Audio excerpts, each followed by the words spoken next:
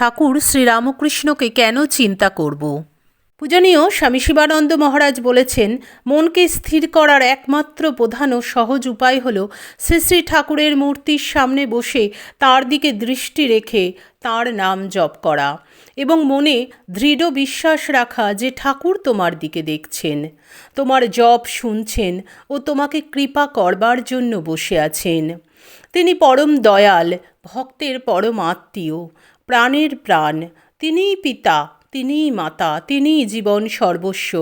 হৃদয়ের যত ভালোবাসা সব তার পাদপদ্মে ঢেলে দেবে। জপ করতে করতে তাঁর কৃপা হয়। কৃপা হলেই মন স্থির হবে ও আনন্দ হবে। মহারাজ আরও বলেছেন, তার নাম চিন্তা করা ও তার লীলা স্মরণ করাও একরকম ধ্যান। স্থির হয়ে বসে তার দিকে তাকিয়ে তার নাম স্মরণ করতে এবং তার লীলা চিন্তা করতে।